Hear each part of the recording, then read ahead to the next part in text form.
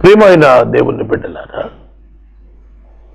రోమా సంఘానికి పౌలు గారు 4వ అధ్యాయం 7వ వచనంలో రాస్తూ, అబ్రహాము యొక్క దేవుడు 2 ప్రత్యేక విశేషతలు కలిగి ఉన్నాడన్నాడు. ఒకటి, మృతులను సజీవులనుగా చేసేవాడు. రెండవది, లేని వాటిని ఉన్నట్టుగానే పిలుస్తూ ఉండేవాడు. ఎవరైనా దేవుడు, ఏ దేవుడు? యేసు అను దేవుడు. బైబిల్ గ్రంథం యోహాను సువార్త 8వ అధ్యాయములో యేసు తనను గూర్చి మాట్లాడుతూ, మీరు మనుష్య కుమారుడు పైకెత్తబడినప్పుడు నేనే ఆయనను అని, నా అంతట నేనే ఏమీ చెప్పక తండ్రి నాకు నేర్పించినట్లు ఈ సంగతులు మాట్లాడుతున్నానని మీరు గ్రహిస్తారు. నేనెవరో మీరిప్పుడు గ్రహించటం లేదు. మొదటి నుండి నేను మీతో ఎవడిని అని చెప్పుచున్నానో వాడినే. నీవెవరవు అని అడిగారట. నీవెవరవు అనే ప్రశ్న ఎప్పుడు అడుగుతారు తెలుసా? ఒకటి, తెలియనప్పుడు అబ్బాయి మీరు ఏ ఊరు, ఎక్కడ, ఎవరబ్బాయి. అదే దయ్యం పట్టిన వాడిని కూడా ప్రశ్న అదే అడుగుతారు, నువ్వెవరు అసలు చెప్పాలి. 2, మానసిక స్థితిని పరీక్షించుకోవటానికి కూడా ఆ ప్రశ్న అడుగుతారు, హూ ఆర్ యూ? నువ్వెవరవు అంటే నేను మెగాస్టార్ అన్నాడు అనుకోండి, పిచ్చి ముదిరిందనే అర్థం. నువ్వెవరవు అంటే నేను ఫలానా వాడిని అన్నాడు అనుకోండి, అంటే తన ఐడెంటిటీ తను మర్చిపోవడం, మానసిక రోగం. విశ్వాసులైతే అపవిత్రాత్మను గూర్చిన అవగాహన కలిగి ఉంటారు కనుక దయ్యం పట్టిన వాడిని అడుగుతారు, నువ్వెవరు, నువ్వెక్కడి నుండి వచ్చారు. సాధారణంగా మనిషిని కూడా అదే ప్రశ్న అడుగుతారు, నువ్వెవరు, ఎక్కడి నుండి వచ్చావు, ఎవరి సంబంధం. యేసును ఆ దినాల్లో అడిగినప్పుడు అని నేను చెబుతున్నాను కదా, నేను ఎవరు అంటే నేను దేవుని దగ్గర నుంచి వచ్చాను. ఎవరైనా ఇలా మాట్లాడుతుంటే ఏమంటామండి? కన్ఫ్యూజన్ రాదు? నేను తండ్రి పంపగా వచ్చాను, నేను తండ్రి యొద్దకు తిరిగి వెళ్తాను, నేను తండ్రి యొద్దకు తిరిగి వెళ్ళినప్పుడు నేనే ఆయనని మీరు తెలుసుకుంటారు. దీన్ని సాధారణ పరిభాషలో మాట్లాడాలంటే మతి భ్రమణ అనేటువంటి అవకాశం ఉంది. కానీ ఆయన మతి భ్రమించిన వాడు కాడు. He is a true God. ఆయన సత్యవంతుడైన దేవుడు. He is in consciousness and total sense. ఆయన చాలా సెన్స్లో మాట్లాడుతున్నాడు, అని వివరణ ఇస్తున్నాడు, ఓపిక జవాబు చెబుతున్నాడు. ఆ ఆర్గ్యుమెంట్లో 8వ అధ్యాయం చివరికి వచ్చేటప్పటికి వాళ్ళు అన్నారు, నువ్వు సమరయుడువును దెయ్యము పట్టిన వాడవును అను మేము చెప్పు మాట సరే కదా, కరెక్టే కదా. The Jews answered him, are you not right in saying that you are a Samaritan and have a demon? నువ్వు దేవుణ్ణి ఎరగని వాడివి, దయ్యం పట్టిన వాడు అని మేము చెబుతోంది కరెక్ట్ కాదా? ఏమిటి మాటలు ఏమిటి అసలు నువ్వు మాట్లాడుతోంది ఏమిటి? యేసు మాటలు లోక సంబంధమైనవి కావు, వాళ్ళు గ్రహించలేకపోతున్నారు. అవి పరలోక సంబంధమైనవి. ఇప్పటికీ మనుషులు భూమి మీద యేసు మాటలు గ్రహించలేకపోవటానికి కారణం ఏమిటంటే అవి పర సంబంధమైనవి, పరిశుద్ధాత్మని చేతనే వివేచింపదగినటువంటి మాటలు. కాబట్టి ఇప్పటికీ యేసుని దేవునిగా అంగీకరించిన వారి శాతమే ఎక్కువగా ఉంది భూమి మీద.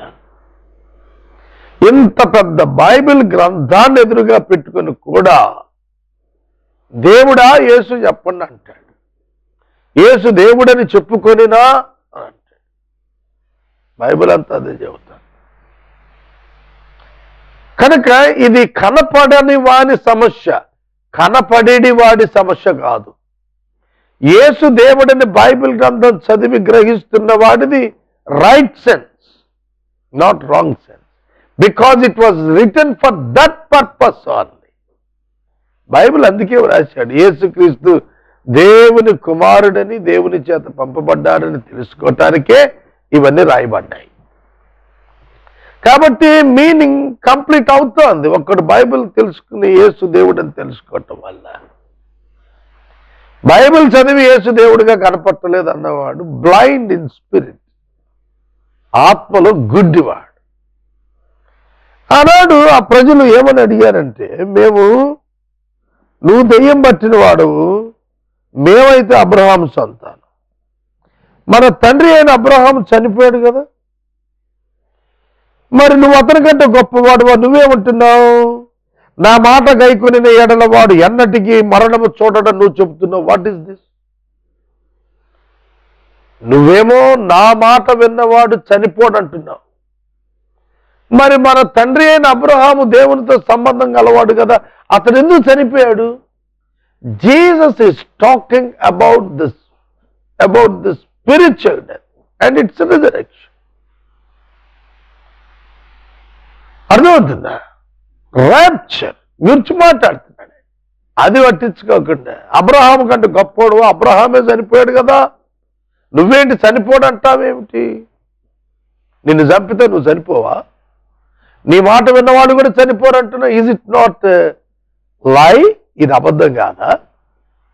లిటరల్గా నా మాట విన్నవాడు చనిపోడు అంటే ఎవరైనా ఏమర్థం చేసుకుంటారు? ముందు షూట్ చేయరా, చస్తాను నేను చూద్దామంట. మీకు ఒక కథ చెప్పను.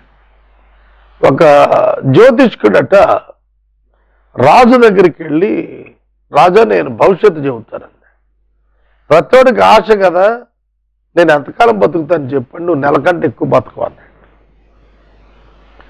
రాజుగారి ఇంట్లో కూర్చొని ఏడ్చుకుంటూ రాజకార్యక్రమాలు అన్నీ మానేసి కూర్చుని ఉంటే సేనాది వెళ్ళి అడిగాడు, రాజా ఏం జరిగింది, వాట్ హ్యాపెండ్? ఇదిగో అయ్యా నేను నెలలో చచ్చిపోతానని జ్యోతిష్కుడు చెప్పాడు. అప్పుడు ఆ జ్యోతిష్కుడు పిలిచి అడిగాడట, అయ్యా ఎంతకాలం బ్రతుకుతారు రాజుగారు అంటే ఆయన చెప్పాడు, నాకున్న జ్యోతిష్ బలంతో, నా జ్ఞానంతో చెబుతున్నాను, రాజుగారు నెల కంటే ఎక్కువ బతకడు. రాజు ఇంకా వణికిపోతున్నాడు. సేనాధిపతి అడిగాడు, మరి మీరు తమరు ఎంతకాలం బతుకుతారు జ్యోతిష్క మహాశయ అని అడిగితే ఆయన చెప్పాడు, నేను 90 ఏళ్ళ ఆయుష్ ఉంది నాకు. కత్తి తీసుకుని తల నరికి అవతల బానేసి. సేనాధిపతి చచ్చిపోలేదా? 90 ఏళ్ళ ఆయుష్ ఉంటుంది అని చెప్పిన 90 ఏళ్ళు బతికాడా? చూడండి, మనం మరణం గురించి మాట్లాడేటప్పుడు మరణం రాదు క్రైస్తవుడికి అని ప్రకటిస్తున్నాం కదా. క్రీస్తునందున్న వానికి మరణము లేదు అంటే ఏంటది? What does it mean? అగ్నిగుండం. మరణం లేదంటే నాట్ ద ఫిజికల్ డెత్, ఈ భౌతిక మరణం కాదు. ఒక నాన్ క్రిస్టియన్కి, ఒక అన్బిలీవర్కి మరణం లేదనే పదం ఎట్లా అర్థం అవుద్దండి? అదే చెబుతున్నాను, పరిశుద్ధాత్ముడు లేకుండా బైబిల్ వివేచింప తగదు. No one can understand the scriptures and its perfect meaning without the help of the Holy Spirit. కాబట్టి ఆ రోజున ఆర్గ్యుమెంట్ వచ్చింది. అప్పుడు చెప్పాడు యేసు, నువ్వు అబ్రహాం కంటే గొప్పవాడువా? ఆ ప్రశ్నకు ఆన్సర్ ఏం చెప్పాడు తెలుసా? యేసు మాటలు చాలా జ్ఞానయుక్తాలు. ఆయన అంటున్నాడు, నీ తండ్రి అయిన అబ్రహాం ఉన్నాడు కదా, అతడు నా దినము చూతునని మిగులు ఆనందించాడు, అది చూచి ఆనందించాడు. చూద్దామనుకున్నాడు, చూశాడు, ఆనందించాడు. నేను దేవుణ్ణి చూడాలనుకున్నాడు అబ్రహాము, చూశాడు, ఆనందించాడు. అనగానే షాక్ అయిపోయారు వాడు. నీకు 50 సంవత్సరాలైనా లేవే, 2000 సంవత్సరాల క్రితం చనిపోయిన అబ్రహాము నువ్వు చూసావా? అబ్రహాము నేను చూడటం కాదయ్యా, అబ్రహాము మీకు విఐపి, కానీ అబ్రహాముకే నేను విఐపి. అబ్రహాము నన్ను చూడాలనుకున్నాడు, నేను చూడాలనుకోవాలి అబ్రహాముని. అబ్రహామును నేను చూడాలనుకోవటం కాదు బాబు, అబ్రహామే నన్ను చూడాలనుకున్నాడు అంటే ఇంకా పిచ్చి ముదిరింది అనుకున్నాడు. వీళ్ళతో రాళ్ళేసి కొట్టట్లేచి ఉంటాడు. అప్పుడు ప్రభు అన్నాడు, అబ్రహాము కంటే ముందున్నవాడు. What a wonderful God he is. Abraham కంటే నేను ముందుగా ఉన్నవాడు. రోమాపత్రిక 4:17 మృతులను సజీవులుగా చేసేవాడైన ఆ దేవుడు, లేని వాటిని ఉన్నట్టుగా పిలిచేవాడైన ఆ దేవుని ఎదుట అబ్రహాము మనకు తండ్రి అని యూదులు చెప్పుకున్నారు కదా. యేసు ఆ దేవుడు అంటానికి బైబిల్లో 3 మృతులను ఆయన సజీవులుగా చేసిన రికార్డు ఉంది. చాలా మందిని చేసి ఉంటాడు, కానీ ఇక్కడ 3 వివరంగా అనిపిస్తుంది. 1 ఇంటిలో ఉన్న శవము, 2 వీధిలో ఉన్న శవము, 3 సమాధిలో ఉన్న శవము. శవముంటే ఇంట, వీధిన, లేదంటే సమాధిలో, ఈ 3 ఉంటుంది అంతే. ఇంట ఉన్న శవము, యాయీరు కుమార్తె చనిపోయింది. ప్రభు దగ్గరికి వచ్చాడు యాయీరు, ప్రభువా నా కుమార్తె చావ సిద్ధమై ఉంది, నువ్వు వచ్చి బ్రతికిచ్చు అని. అక్కడ బాగానే ఉంది, చనిపోలేదు కాబట్టి యేసు స్వస్థపరుస్తాడని నమ్మటం. ఈ లోపల కబురు వచ్చింది, ఆవిడ చనిపోయింది, బోధకుడిని ఇబ్బంది పెట్ట బాగా వచ్చేసాయి బాబు అని, బరియలు చేసేసుకుందాం రమ్మని. అప్పుడు ప్రభు, అప్పటి వరకు మాట్లాడని ప్రభు అప్పుడు అన్నాడు, భయపడకు యాయీర్, ఐఎమ్ కమింగ్, నేను వస్తున్నాను. ఏం చేస్తావు వచ్చి నువ్వు? రమ్మన్నాడు యాయీర్. ప్రభు రండి అన్నాడు. ఇద్దరు కలిసి వెళ్ళారు. వెళ్ళేటప్పటికి ఏడుస్తున్నారు ఇల్లంతా కూడా. అక్కడ ప్రభు అన్నారు, ఈ చిన్నది నిద్రించున్నది కానీ చనిపోలేదు. ఆయన మొదటి నుంచి కూడా చెబుతున్నాడు, మరణము, భౌతిక మరణము నిద్ర వంటిదే, తిరిగి మేలుకొల్పబడతాం. కనుక చిన్నదాన్ని లేపటానికి మనం వెళదాం లోపలికని వీళ్ళందరూ బయటికి పంపమన్నాడు. వాళ్ళందరూ వెళ్ళిపోయారు. 3 శిష్యులను తీసుకుని, భార్య భర్తను తీసుకుని లోపలికి పోయాడు. తలుపు వేశాడు, గడియ పెట్టించాడు. ఆ చిన్నదాని దగ్గరికి, చిన్నదాన తలితాకుమి, చిన్నదాన లెమ్ము అనగానే ఆ బిడ్డ లేచుకొచ్చింది. అప్పటికే చనిపోయినటువంటి ఆవిడ, బంధువులందరూ చేరిపోయారు. యాయీరు చాలా దూరప్రాయం నుంచి వచ్చాడు. It's confirmed death, physical death, చనిపోయింది. చిన్నదానా లెమ్ము, ఇంటలో ఉన్న శవము లేచి కూర్చున్నది. ఆ చిన్నదానికి ఏమైనా పెట్టండి, తింటుంది. చూడండి, ఇంటిలో ఉన్న శవాన్ని లేపి కూర్చోబెట్టాడు. ఎవరైనా? అబ్రహాము చెప్పాడు కదా, మృతులను సజీవులను చేసే దేవుడు. రెండవది, వీధిలో ఉన్న శవము. లూకా సువార్త 7 చెబుతాడు, నాయీను గ్రామపు విధవరాలు, నాయీను గ్రామపు విధవరాలు. ఆవిడ విధవరాలంటే భర్త చనిపోయాడు, కుమారుడు కూడా యవనస్తుడు చనిపోయాడు. ఆధారము లేని స్థితిలో గుండెలు బాదుకుంటూ పాడు వెనకాల వచ్చేస్తాం, కఫెన్ బాక్స్ వెనకాల వచ్చేస్తాం. కనుక ఈ క్యాఫెన్ బాక్స్ వెనకాల వస్తున్నప్పుడు ఏం చేశాడు ప్రభు? పాడె ముట్టాడు. కారణం వాడిని చూసి కాదు, ఆ శవాన్ని చూసి కాదు, పాడి ముట్టింది. ఆ తల్లి కన్నీరు చూసి ఆగిపోయాడు ప్రభు. ఏమండి, చనిపోయిన వాళ్ళందరూ బ్రతికించడం వెనక ఆయన పని. ఆగిపోయాడు, ఏడుస్తుంటే ఆపేసి. ఆపి ఆవిడ మీద కనికరపడి, వృద్ధురాల మీద, అరే ఇంత ఏడుస్తుంది ఏమే, పాడుతున్నాడు, చిన్నవాడా లెమ్ము. చచ్చిపోయిన వాడు పాడి మీద మోసిపోతుంటే వాడు లేచి కూర్చున్నాడు పాడి మీద. నేను అనుకుంటాను మోస్తున్న వాళ్ళందరూ అక్కడ బారేసి పారిపోయాడు. చూడండి, చనిపోయిన వ్యక్తిని లేపాడు అబ్రహాము యొక్క దేవుడు యేసే. 3 సమాధిలో ఉన్న శవం. యోహాను సువార్త 11వ అధ్యాయం. సమాధిలో ఉన్న శవం 3 రోజులు అయిపోయినప్పటికే లాజరు సమాధి చేయబడ్డాడు. మీరు గుర్తెరగాలి, లాజరు సహోదరులు యేసుకు టెలిగ్రామ్ పంపించారు. ఈ రోజుల్లో సెల్ ఫోన్లు, ఇంటర్నెట్లు, వాట్సాప్లు, ట్విట్టర్లు ఇవన్నీ వచ్చేసాయి, SMS-లు. ఆ రోజు లేవు కదా, ఇవేమీ లేవు. ఉత్తరాలు రాయటానికి అవి పట్టుకుని ఇంకోటి ఇల్లు ఇచ్చినట్టు తపాలా శాఖ లేదు అక్కడ. కబురు వెళ్ళింది సమాచార వేగులు ద్వారా. యేసుక్రీస్తు ప్రభుకు చెప్పారు, నువ్వు బహుగా ప్రేమించిన వాడు వ్యాధిగ్రస్తుడై ఉన్నాడు, రావాలి, యేసు రావాలి, వెంటనే వచ్చి బాగు చేసేయాలి. అది అక్క చెల్లెళ్ళ యొక్క ఆశ. యేసు ఆ వార్త విని 4 రోజులు అక్కడ ఆగిపోయాడు. ఏముంది, ఆయన చనిపోయాడు, లాజరు గారు పాతి పెట్టేశారు. 3 రోజులు అయిపోయాయి. యేసు అప్పుడు బేతనీకి వచ్చాడు. వచ్చి కబురు చేశాడు. అక్క చెల్లెళ్ళలో మొట్టమొదటి ఎప్పుడు యేసు పాదాల దగ్గర కూర్చునే ఆవిడ మరియా. కానీ మార్త పరిగెత్తుకొచ్చింది మొదట, మరియమ్మ రాల. మార్తకు క్లారిఫికేషన్ ఇచ్చాడు. మార్త, నువ్వు విశ్వసిస్తే నువ్వు దేవుని మహిమ చూస్తావు, ఇవాళ నీ సోదరుడు బ్రతుకుతాడని తెలుసా? మాకెందుకు తెలియదండి. ఎప్పుడో తెలుసా? అంత్యకాలం. At the end time before the judgement everyone should come into the life. అది తెలిసాడు మాకు. అది కాదమ్మా, ఇవాళ నువ్వు దేవుని మహిమను చూస్తావు. ఆ రోజున అంత్యకాలమున ఏ దేవుడు మృతులను సజీవులుగా చేస్తాడో ఆయన నీ ముందున్నాడు. అర్థమవుతుందా? The same God is in front of you. నమ్ముతావా? ఇద్దరు అలా చూస్తున్నారు, మరియ మార్తలు ఇద్దరు. వాళ్ళకేం అర్థం కావట్లేదు. తాను చెప్పుకుంటూ పోతున్నాడు యేసు ప్రభు, నా యందు విశ్వాసం ఉంచిన వాడు ఎన్నటికి చనిపోడు, బ్రతికి నా యందు విశ్వాసం ఉంచినటువంటి వాడు ఎన్నటికి చనిపోడు, చనిపోయిన వాడు తిరిగి లేస్తాడు. వాళ్ళకేం అర్థం అంటే అలా నోరు తెలిసి చూస్తుంది.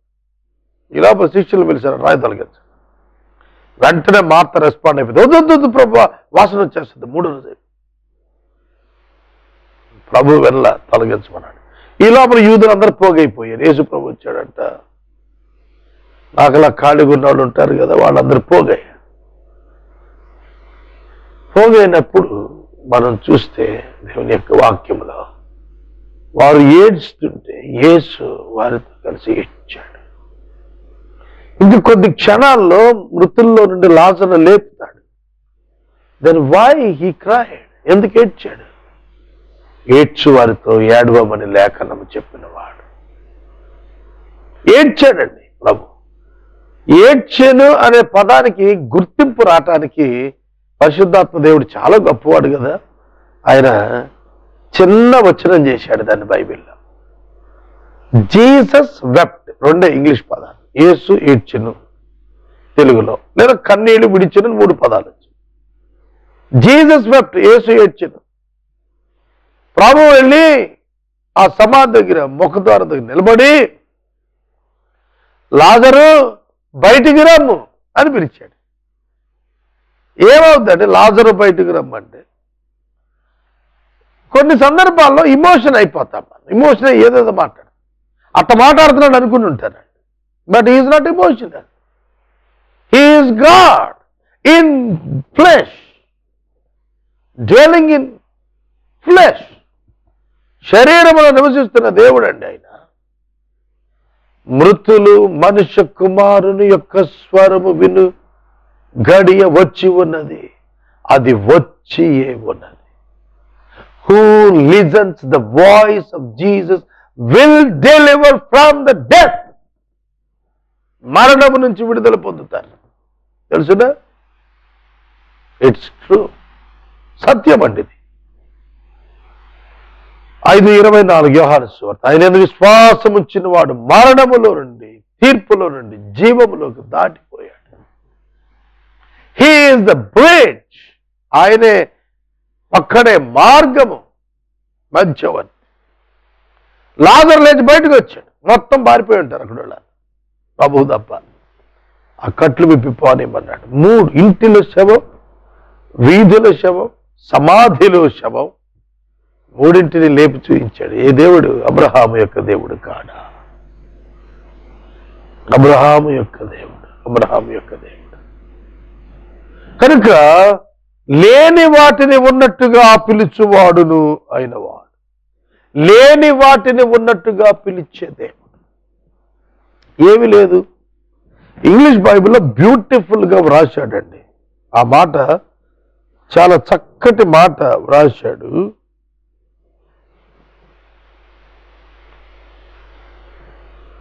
Who gives life to dead and ఈ మాట చూడండి, calls into existence the things that do not exist. ఎవరైనా ఉనికిలో ఉన్న వాటిని తీసుకుని ఏమైనా చేస్తారు, ఎగ్జిస్టెన్స్ లో లేని వాటిని తీసుకోవాలి. లేదు కానీ ఉన్నట్టుగా పిలవాలి, లేనిది ఉన్నట్టుగా పిలవాలి, లేనిది ఉన్నట్టుగా పిలవాలి. ఎలా సాధ్యం? 6 రాతి బాణాల నిండా కానాలో నింపారు. కానాలో 6 రాతి బాణాల నిండా నీళ్లు నింపితే ఆయన అన్నాడు మోసుకుపడ్డాడు. అది మోసుకుని వెళ్తున్నారు. అది ద్రాక్షారసమై లేదు, ద్రాక్షారసం ఉన్నది నీరు. కానీ యేసు పిలిచాడు, లేని దానిని ఉన్నట్టుగా చెప్పాడు, మోసుకెళ్ళండి. ద్రాక్షారసం అర్థమైందా? లేని ద్రాక్షారసాన్ని ఉన్నట్టుగా చెప్పాడు. 5,000 మందికి ఆహారం పెట్టాల్సి వచ్చినప్పుడు ఏమీ లేదు ఆయన దగ్గర. ఆయన అంటున్నాడు, మీరే ఆహారం పెట్టండి. ఎలా పెట్టాలి ప్రభువా? 300 దేనారాలు అవుతాయి, ఎలా పెట్టమంటావు? ఇప్పుడు ఇది అరణ్యం, ఎలా తెమ్మంటావు?